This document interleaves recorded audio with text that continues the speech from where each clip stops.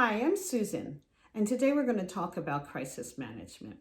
And I'm going to read you a definition from an organization, a crisis that may occur in an organization. But you'll see that there were similarities between that and what we are all still experiencing through COVID-19. A crisis is a significant organizational disruption which stimulates extensive news media coverage. The resulting public scrutiny affects the organization's normal operations and also could have a political, legal, financial, and governmental impact on its business. And that's from the Institute for Crisis Management. So, in the first quarter of this year, we experienced a pandemic like never before. By the end of the first quarter, our daily operations as we knew it ceased to exist.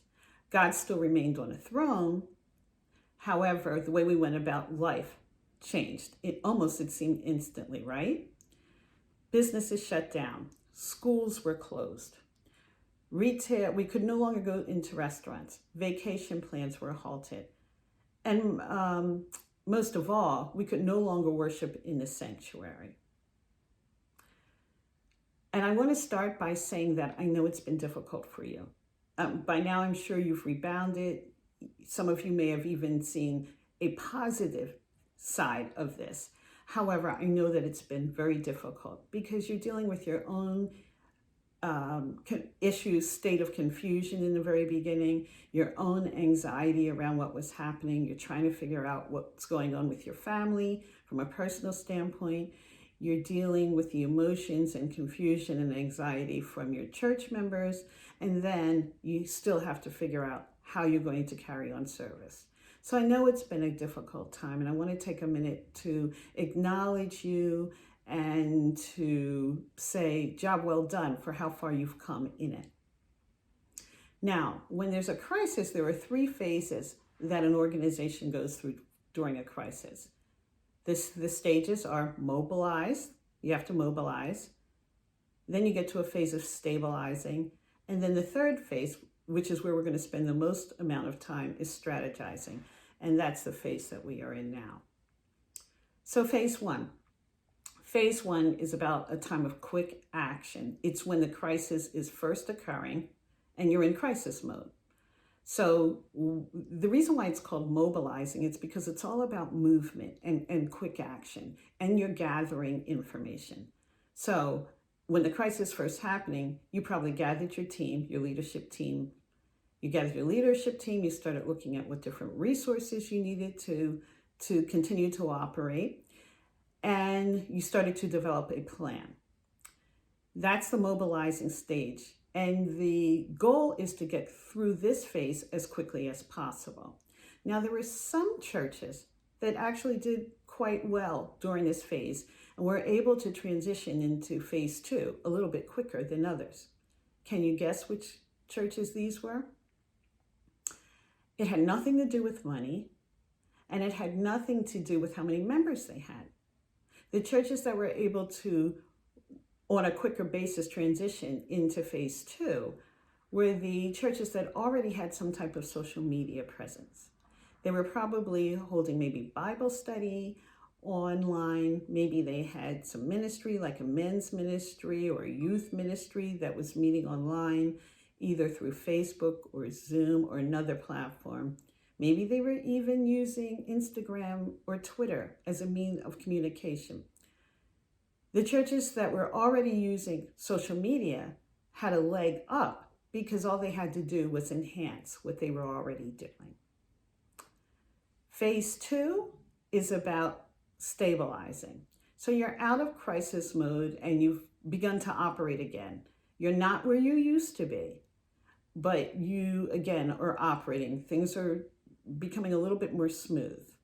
You're still looking to see if you need to make any adjustments. And you're starting to think about what the future may look like. But you're monitoring, as if with COVID, you're monitoring state, government, any type of policies that could have an impact on what you decide to do. So for instance, for a long time, we could not worship in the sanctuary. Now churches are beginning, the rules have changed, and churches are starting to open back up again. But you still have to pay attention to the state laws, state or national laws, to determine what we can do at this stage. All right. Now, phase 3 is where we're going to spend the majority of the time. Phase 3 is the phase that we're currently in now. And it's about looking at the current times, especially as we're starting to open back up again, and you can start to hold church services again in the sanctuary.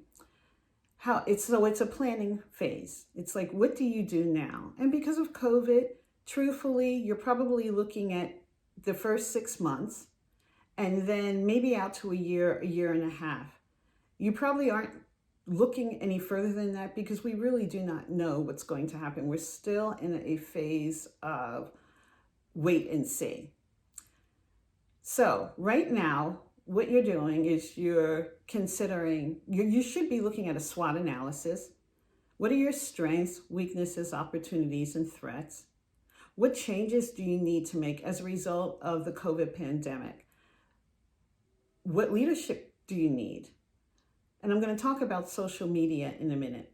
But what leadership do you need? What are the resources that you need from a technical standpoint?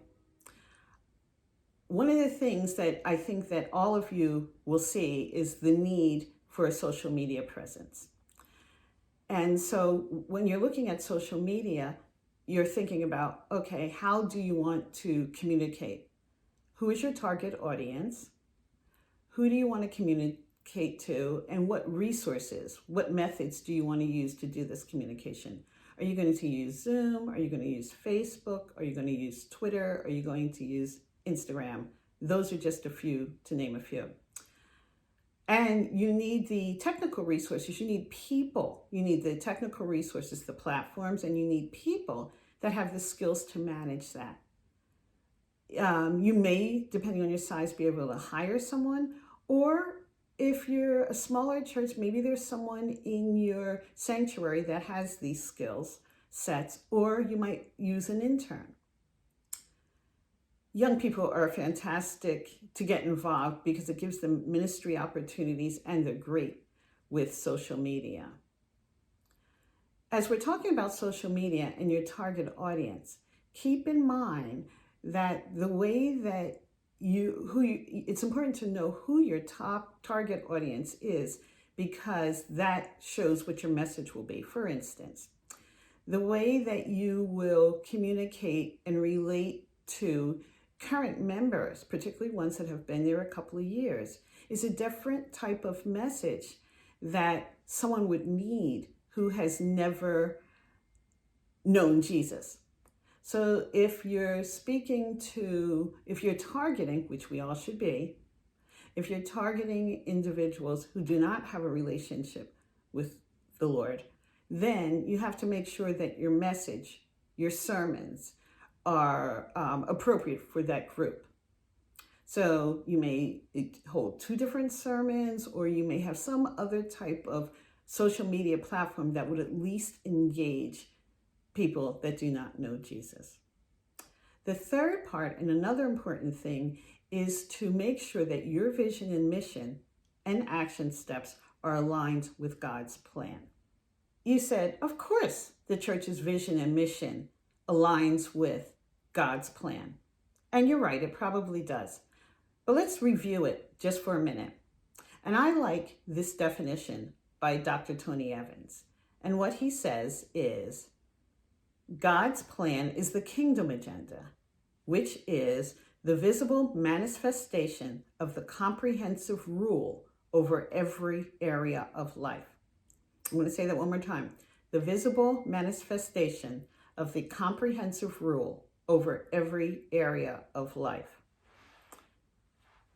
And I like that definition because it talks about the totality of God. It really is all about the fact that as ambassadors of Christ, we should be living out, carrying out all of who he is, representing his culture here on earth. So let's take a look at that culture. The totality of God includes his values, the belief system. We're supposed to be acting out the behavior. How would Jesus behave? We're supposed to be following the commands. It's all about love and his way of governing. We're supposed to be doing all of that here on earth. And a lot of times what happens is we tend to mix our own personal values in with pieces of the Bible. I'm not saying that your church does that, but a lot of times if we're real with ourselves, we do. So it's important that we make sure that the church's vision and mission is in alignment, and that we're carrying out God's kingdom agenda here on earth. This message was so important that Jesus spent his entire ministry on it. And he also told his disciples to pray this way. You know, a lot of times a crisis, whether it affects us personally, whether it's something that happened within our family, or a worldwide pandemic like this, is a time for us all to pause, to make sure that we're on track. And if not, that we get back on track.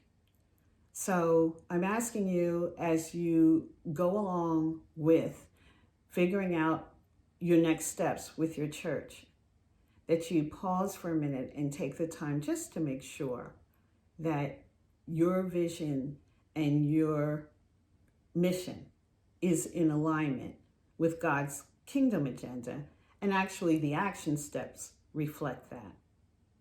All right? I'm here to tell you that God loves you. He still has a plan for you, your life, and your church. And with everything else, God is all about development and change.